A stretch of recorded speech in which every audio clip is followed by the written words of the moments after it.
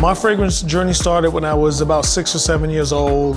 My dad always took pride in smelling good. That's where my connection to fragrance was born. My dad is not with us anymore, but I can still remember how he smells. It becomes like this emotional connection. I launched my brand in 2018. After I created my first scent, I had to go into building what the DNA of the brand would feel like. That's how Lost in Paradise was born. It's my brand story, and I cannot wait to share it with you. I want to pull back the curtain to show you why I made this.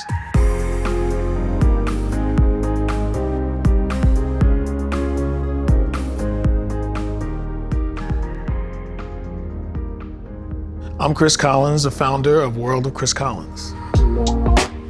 Growing up, we didn't have a whole lot of money.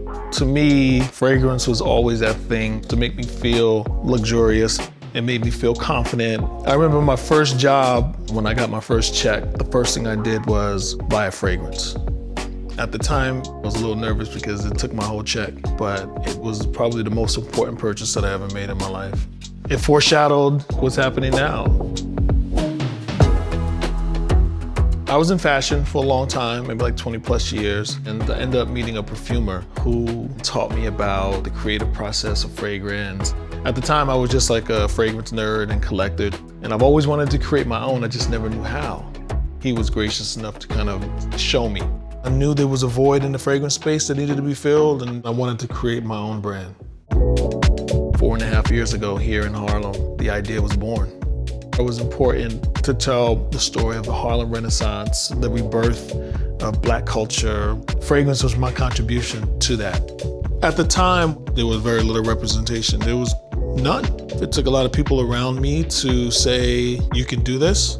And, I knew it was important. Now I'm meeting with my packaging designer to go over samples, logos, and sketches. For Lost in Paradise, I knew I wanted to do something different, and it was my opportunity to bring in the white bottle, which I love that we designed early. And it fit because Lost in Paradise is more fresh, there's coconut water in it. Definitely more tropical. More tropical. You want to be more inviting. Right. Your brand grew really quickly. This is an important part of packaging. It's like, how do you differentiate between your scents? I thought white was perfect. We still kept the black around the interior because I still wanted it to pop. Most of my fragrances are very masculine. This is probably the most kind of unisex, leaning almost feminine. I wanted this to kind of be for everyone. The perfumer, Jerome Epinette, he really helped me kind of bring that idea and that story to light. I think even if we have thousands of ingredients available, it's like a painter. You have a style, you have a signature. There's a dance between me and the perfumer, and we work on it together to kind of get to where I would like the fragrance to be. The laboratory. Yes. Once you put together the recipe, bring it here. Yeah. Yes, I send the recipe, the formula here, and then once they're done compounding, they bring me a little sample that we smell. So the coconut water is natural. It's an extract from the real coconut. The way fragrances are made, you come up with a scent, which is made up of multiple notes. If Lost in Paradise is the song, the notes are the lyrics. It's what speaks to you, like the coconut and the passion fruit and the wild orchid. So once you get that part done, then you have to blend it, which is usually an alcohol, and there's antioxidants that goes into it, so it can be healthy for people to put on their skin. We're going to my manufacturer to visit where my fragrances are blended and macerated. So one of the things we talked about in the blending process is me switching over to sugarcane alcohol. We are actually importing sugarcane alcohol direct from Brazil. The organic sugarcane is non-GMO, so it's cleaner for you. I have to agree.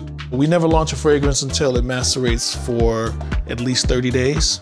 And then at that point, then you bottle it and package it, and then it's ready to go on the shelf. Here we are in our production area.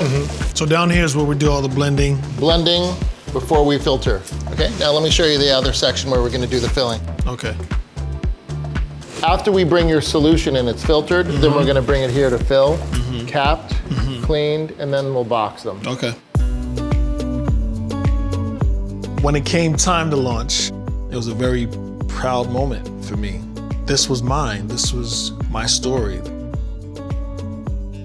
Since launch, I've created 12 fragrances, which to me is like mind-blowing. We've launched in so many incredible major retailers, and of course Sephora, which has been an incredible partner for me.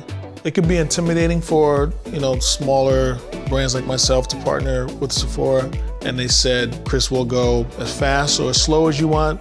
We're gonna support your brand because we believe in your brand. I'm really happy with Sephora as a retailer. Sephora's values and my brand's values have really aligned, especially with Sephora's position on being more inclusive and more diverse. I hope I can inspire a little black boy or girl who never thought that it was possible to be in fragrance, let alone have a brand, that it's possible.